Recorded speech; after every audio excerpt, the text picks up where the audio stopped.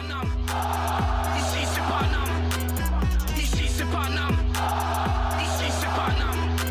J'ai la tronche du parigo, le cœur qui palpite. On chante, on crie, Paris est magique. Le rouge, le bleu, fier de nos couleurs. Le parc en feu, ressens-tu la ferveur? Yo, salutations mes humains, c'est OP, j'espère que vous allez bien et bienvenue sur la chaîne.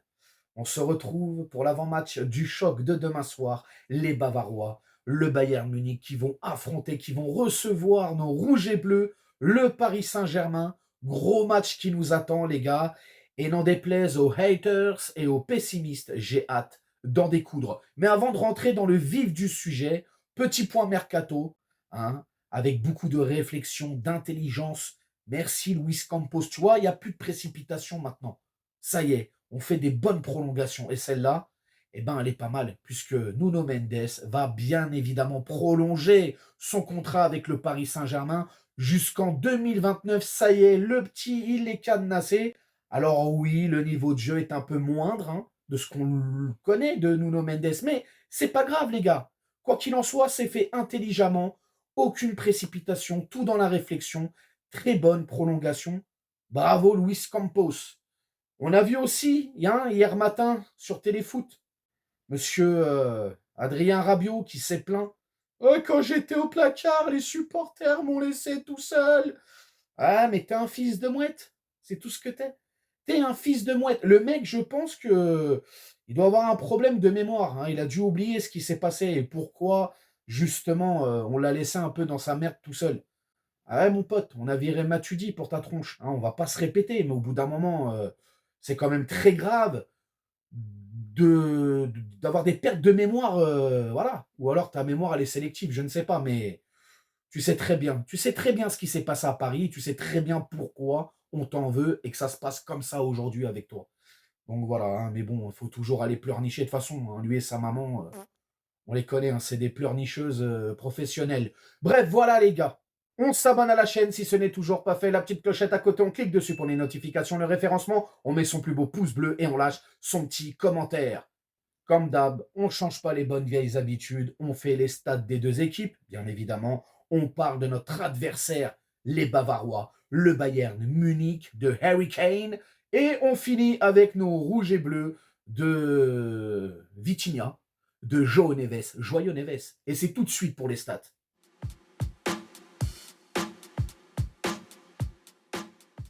Pour cette 5e journée de Champions League, nos rouges et bleus prennent la direction de l'Allemagne pour y affronter le Bayern Munich. Coup d'envoi à 21h à l'Allianz Arena et c'est retransmis sur la magnifique chaîne Canal+ Foot.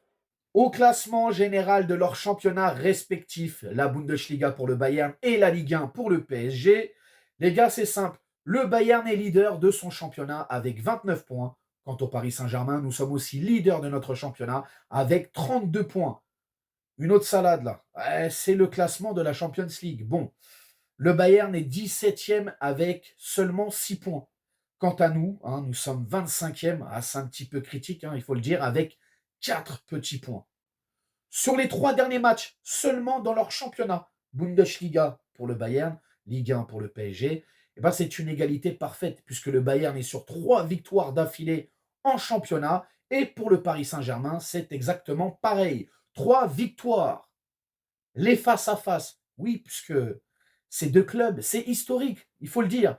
D'ailleurs, pour la petite statistique aussi, hein, qui fait toujours plaisir, dans cette compétition de Champions League, c'est littéralement le match le plus disputé entre une équipe française et un club allemand.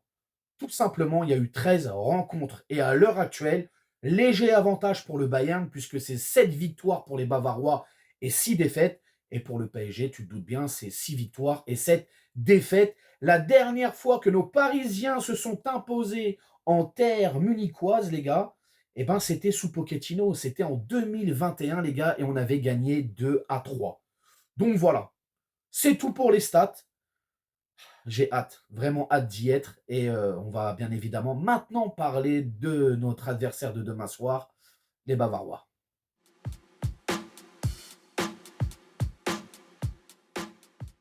Énorme début de saison des Munichois, les gars. C'est quasi que des victoires sur le plan national. Oui, il y a 2 matchs nuls, Francfort et Leverkusen, qui ont réussi à faire déjouer cette équipe. Il y a aussi ce qui fait tâche, hein, notamment en Ligue des Champions. Le Barça et Aston Villa, hein, c'est 2 défaites pour les Bavarois, mais en soi, sur le plan national, c'est quasi que des victoires. À la tête de cette équipe, un nouveau coach, l'ancien défenseur belge Vincent Kompany, hein, passé par Anderlecht, Hambourg, qui a fait plus de 10 piges à City, qui est revenu en fin de carrière à Anderlecht en tant qu'entraîneur-joueur, si je ne dis pas de bêtises. Derrière, il reprend cette équipe d'Anderlecht en tant qu'entraîneur. Il va aller faire 2 piges à Burnley et le voilà maintenant à la tête de cette équipe du Bayern Munich. Il y a eu aussi un mercato d'été, forcément. Le Bayern s'est renforcé avec les arrivées de Olise, Palinha, il y a Ito le japonais. Ils ont acheté aussi un petit, là, comment il s'appelle, Saragossa, mais je crois qu'ils l'ont reprêté derrière. Il y a eu des départs. Alors, est-ce qu'on peut parler de départs majeurs? Je ne sais pas, mais en tout cas, 2 gros départs quand même dans cette équipe, hein, notamment De Ligt et Mazraoui qui ont rejoint Manchester United. Mais quoi qu'il en soit, c'est quand même une équipe qui est bien rodée, qui joue bien. C'est un gros morceau qu'on va affronter demain soir, notamment avec ce fameux schéma tactique, le 4-2-3-1, où tu as Harry Kane en 9, hein, tout seul devant, avec cette ligne de 3 derrière, tu sais, avec Moussiala en espèce de 10, Olysée d'un côté et Gnabry de l'autre. Voilà. Méfiance, méfiance, méfiance. En tout cas, le style de jeu, mes humains, le style de jeu du Bayern et de Vincent Kompany. Le voici.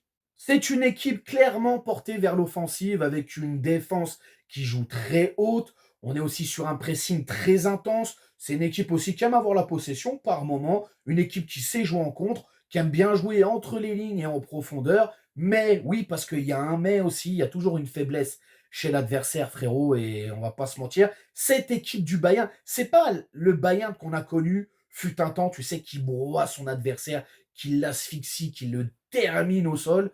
Non, là, c'est un. Depuis que Vincent Kompany est là, depuis ce début de saison, on sent que tactiquement, c'est prenable. Ce Bayern, il est prenable tactiquement, et notamment aussi en termes de défense, parce que derrière, il y a des trous d'air des fois. Alors tu vas me dire, c'est une équipe qui encaisse des buts, mais nous, on n'arrive pas à les mettre les buts, donc en espérant que ça rentre demain quand même. Mais voilà, il y a quand même moyen de les prendre. Ça reste un gros morceau, certes, mais il y a moyen de faire quelque chose. Et pour savoir si on va faire quelque chose, justement, eh ben maintenant, c'est terminé avec les Bavarois et on va parler de nos rouges et bleus, les Parisiens.